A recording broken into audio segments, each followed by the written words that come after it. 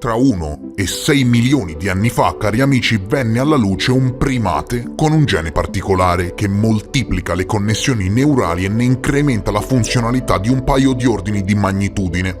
Parliamo di un gene che nel corso del tempo ha influenzato e dato vita letteralmente al linguaggio. Per fortuna questa scimmia riesce a riprodursi con successo e passare questo gene alla sua prole, e così la sua tribù finisce per evolversi, diciamo così, nel corso di un paio di generazioni in elementi che sono tutti portatori di questo gene.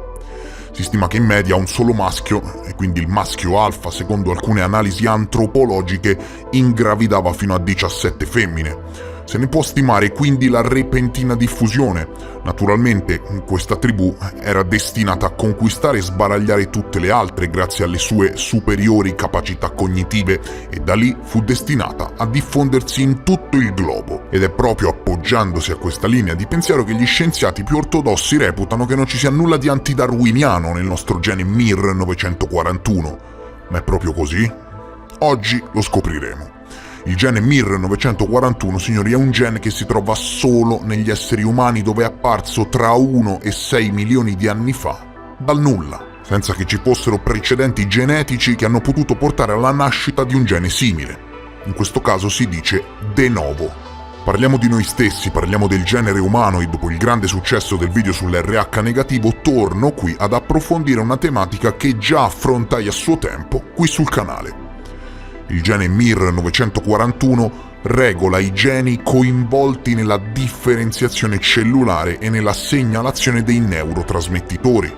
È ciò che ha portato nel corso dei millenni l'ominide che non sapeva parlare all'Homo sapiens sapiens. Infatti è il gene che ha permesso all'essere umano di sviluppare capacità cognitive che, se ci pensate, sono alla base dell'apprendimento.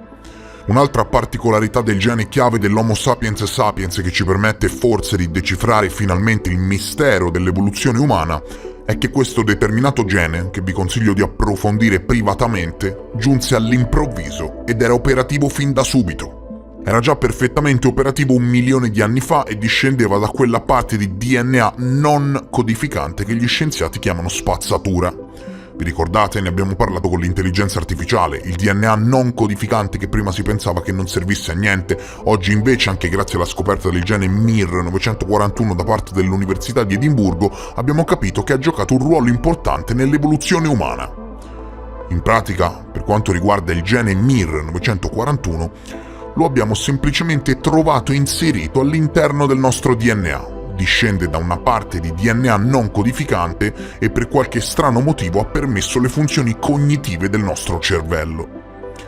Niente di antidarwiniano, figurati, guarda caso, ma guardate che caso però, una scoperta, carte ufficiali alla mano, direttamente dalle pubblicazioni scientifiche revisionate dell'Università di Edimburgo, su Nature Communication, sul Library of Medicine del governo americano, una scoperta correlata ad uno stranissimo gene, comparso dal nulla che, guarda caso, ma dimmi se è un caso, ha influenzato i due aspetti principali dell'evoluzione umana, la differenziazione cellulare e il linguaggio, regolando i neurotrasmettitori del nostro cervello.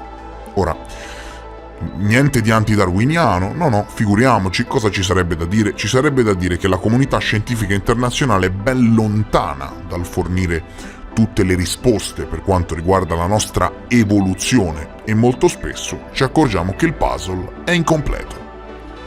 I più grandi scienziati del mondo, accademici e professionisti rinomati, riferiscono a mani basse che la nascita dell'essere umano per come lo conosciamo è ancora un mistero. Ci sono degli anelli mancanti e i tempi non coincidono. Vi invito ad andarvi a vedere i passaggi evolutivi precedenti all'ultimo che ha portato alla nascita dell'Homo sapiens sapiens per accorgervi che sono avvenuti in tempi molto, e dico molto più lunghi. L'Australopiteco per divenire Homo erectus ci ha messo qualcosa come 3 milioni e mezzo di anni, capito? 3 milioni e mezzo di anni. L'Homo erectus per diventare Homo di Neanderthal invece ci ha impiegato molto meno tempo, qualcosa come 500.000 anni. E l'uomo di Neanderthal per diventare Homo sapiens ci ha messo ancora meno, dai 350.000 ai 400.000 anni.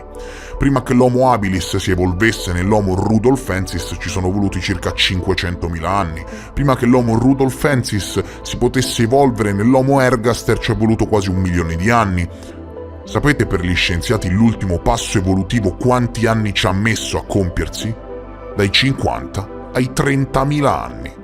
Ogni passo dell'evoluzione diventa sempre più repentino e accelerato. Inoltre l'Homo sapiens sapiens è qualcosa di totalmente meccanicamente e cerebralmente diverso dal suo più vicino predecessore, così tanto che anche gli antropologi ammettono che ci sono dei gap, degli anelli mancanti ancora da scoprire. Stiamo comprendendo solo adesso, signori, che un gene molto importante ha contribuito alla differenziazione cellulare e a regolare i neurotrasmettitori del cervello che hanno permesso il linguaggio umano. E parliamo del gene MIR941. E alcuni diranno: sì, dai, pensa se devo dare credito a uno che fa i video mascherato su YouTube. Bene, nessun problema. È comprensibile, ok? Non vuoi dare credito a me? Permettiti però allora di dare credito alle pubblicazioni scientifiche ufficiali. Nessuno mai ne ha parlato pubblicamente perché tutto ciò prenderebbe il creazionismo cattolico e lo manderebbe a fare snorkeling nelle pozzanghere con gli Umpa Lumpa nella fabbrica del quanto sei sfigato. Questi signori che hanno redatto la pubblicazione a quanto pare hanno posto le basi per un intervento inspiegabile, del tutto inspiegato, che è avvenuto nei confronti dell'essere umano. Altro che niente di antidarwiniano. Vieni con me, vieni. Qui su Carte Ufficiali, direttamente da Nature, la rivista scientifica più autorevole al mondo, viene scritto che gli effetti umani specifici del regolamento MIR941 sono rilevabili nel cervello e influenzano i geni coinvolti nella segnalazione dei neurotrasmettitori. Presi insieme, questi risultati implicano il MIR941 nell'evoluzione umana, signori, e forniscono un esempio di rapida evoluzione normativa nella stirpe umana, nel lignaggio umano. Robe da pazzi squilibrati che devono essere condivise.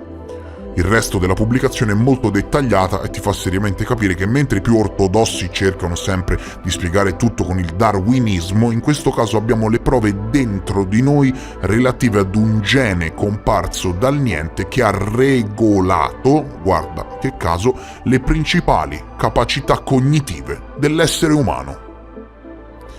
Il tema delle origini del linguaggio ha una lunga storia e rivela una forte preoccupazione di rivelare gli elementi costitutivi che stanno alla base dell'umanità. L'indagine sulle fonti del linguaggio è anche una ricerca della natura stessa dell'uomo e delle sue facoltà come essere razionale.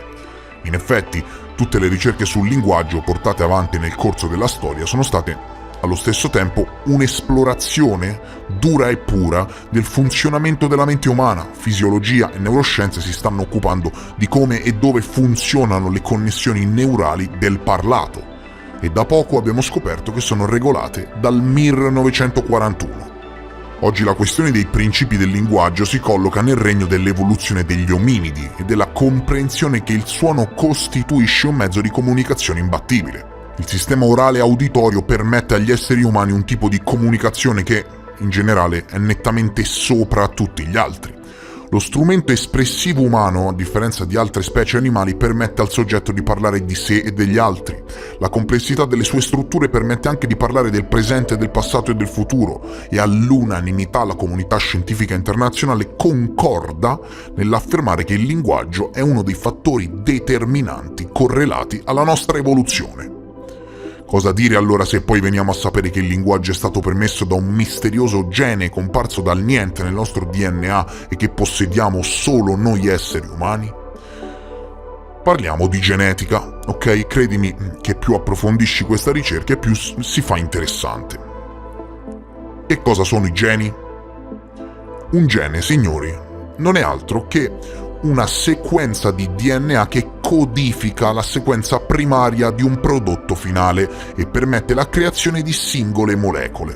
Un gene è una sequenza di DNA e letteralmente, proprio in senso stretto del termine, i geni costituiscono ciò che siamo. Nel vero e più preciso e stretto senso della parola, i geni costituiscono ciò che siamo.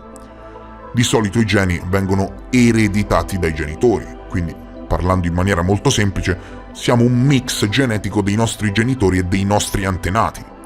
Di solito nuovi geni o geni difettosi, come ben sappiamo, causano gravi malattie o la morte stessa di chi li possiede. Nonostante questo, però, abbiamo scoperto che nella storia dell'Homo sapiens, improvvisamente, è comparso un nuovo gene. E quindi un nuovo gene significa che è un gene che non è stato trasmesso dai genitori, preciso, funzionante, pronto fin da subito, compatibile e, guarda caso, ma guardate che caso, di un'importanza impressionante per la nostra evoluzione. Un tale evento, concorderanno gli scienziati all'ascolto, è talmente raro che è quasi impossibile che accada. La comparsa dal niente, de novo, del gene MIR941 è una comparsa impossibile della genetica umana. Dalla pubblicazione su Nature leggiamo l'ammissione delle ammissioni, ok? Ossia che la regolazione genica mediata dai microRNA è importante in molti processi fisiologici. Qui esploriamo il ruolo di un microRNA MIR941 nell'evoluzione umana. E attenzione, rullo di tamburi, troviamo che il MIR941 è emerso de novo nella stirpe umana. Lo ripeto, per chi non avesse capito, troviamo, c'è scritto qui, che il MIR941 è emerso de novo nella stirpe umana. Ora, il linguaggio è importante, no? E infatti qui con il termine de novo ci si riferisce, signori, esattamente ad un gene comparso dal niente. I genetisti chiamano mutazione de novo, come c'è scritto sulla pubblicazione scientifica, quella mutazione che viene diagnosticata in un individuo e non risulta essere presente nel corredo genetico dei suoi genitori. Significa che non è stata ereditata, ma è frutto di un evento nuovo, de novo, verificatosi per la prima volta in quel soggetto. Ora, la mia domanda è molto semplice ed elementare, non serve essere Jimmy lo scienziato del CERN per comprendere questa domanda. Se il MIR941, come scritto sulla pubblicazione di Nature, è emerso de novo nella stirpe umana e quindi non è stato ereditato, perché de novo abbiamo visto che significa questo, che non è stato ereditato, da dove è saltato fuori? Ed è veramente un caso che, guardate, io non ci posso credere, cioè guarda che caso, è un caso che regola proprio i neurotrasmettitori del cervello? Sappiamo addirittura quando, ok? In che preciso periodo storico è comparso dal nulla, ok? Lo sappiamo, ne siamo al corrente. È comparso nel momento della divergenza evolutiva fra Homo e scimpanzé. A quel punto, signori, è comparso dal niente un gene che ci ha permesso di evolvere. E questo viene scritto su carte ufficiali. Questo video non produce niente di nuovo, riporta semplicemente il contenuto di carte ufficiali. Chiamalo Dio, chiamala scienza, chiamalo interventismo, dobbiamo fare i conti con la realtà, e la realtà è che non abbiamo tutte le risposte, ok? Chi ti dice che abbiamo tutte le risposte è ingenuo. Il gene MIR941 è responsabile dei processi evolutivi dell'uomo, che lo hanno modificato sino all'attuale grado di capacità mentale. In pratica, amici, rispetto alle scimmie, questo gene, che è presente solo nell'uomo, ricordiamolo, ha indotto delle modifiche anatomiche, letteralmente anatomiche, ok? Che hanno favorito la capacità di parlare, nonché uno sviluppo del cervello tale da consentirci di sviluppare pensieri, idee e concetti. Ma abbiamo anche detto che fa parte del DNA non codificante, no? E allora come può essere così importante? Ve lo spiego io. Semplificando molto le cose, i ricercatori hanno scoperto che noi possediamo due tipi di DNA, uno codificante, ossia che lavora e produce le molecole necessarie al nostro corpo, e l'altro non codificante, ossia apparentemente inerte. Apparentemente questa seconda parte del DNA non sembra fare nulla. Secondo alcuni ricercatori però si tratterebbe solo di resti di vecchi pezzi del DNA ormai inutili, ma che però un tempo erano codificanti, no? Il gene MIR941 attualmente non si trova nella zona del DNA codificante, ma in quella del DNA spazzatura, ok? Ma se il gene MIR941 ha influito però sull'evoluzione umana, è ovvio, signori, è ovvio che in un tempo imprecisato faceva parte del DNA codificante, no? Quindi, cosa ha acceso questo gene quando è stato necessario e cosa lo ha spento quando aveva compiuto il suo dovere? Sembra quasi che qualcuno abbia acceso per un certo tempo questo gene, fino ad ottenere il risultato desiderato, ossia, qual è il risultato desiderato? Ossia la nostra evoluzione. E ottenuto il livello evolutivo desiderato lo hanno poi spento, lasciandolo addormentato nella zona non codificante del nostro DNA.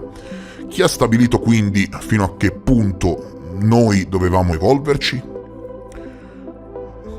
Di chi è la mano che accende e spegne in diversi periodi di tempo i geni responsabili della nostra evoluzione? Perché attenzione, mica solo il MIR941. Questo concetto si potrebbe applicare a tutti i geni non codificanti. Di chi è la mano? Non è che non capiamo qualcosa e allora sono stati gli alieni, ok? Ma dire che tutto questo non è normale è dire poco. Chissà se studiando ulteriormente il segreto del genoma umano arriveremo mai ad una risposta. Ad oggi quello che sappiamo in merito al MIR941 è questo. E starete con me che è letteralmente da paura, signori, da paura, ok? Abbiamo la maggiore pubblicazione in merito al MIR941 su Nature mai fatta, che ammette che questo gene è comparso dal niente. Ti invito a riguardare nuovamente il video se c'è qualcosa che non hai compreso e ti invito ovviamente ad approfondire personalmente tutta questa branca del sapere. Tutti i link di supporto ai siti ufficiali verranno condivisi come sempre a fine video sul mio canale Telegram. Per oggi, signori, è tutto. Se il video vi è piaciuto, vi invito cortesemente e in amicizia a lasciare un like di supporto al mio lavoro. E se sei nuovo e ti interessi ai temi che affronto, iscriviti al canale. Io vi abbraccio, vi ringrazio per essere stati con me e vi rimando come sempre al prossimo episodio. Adieu.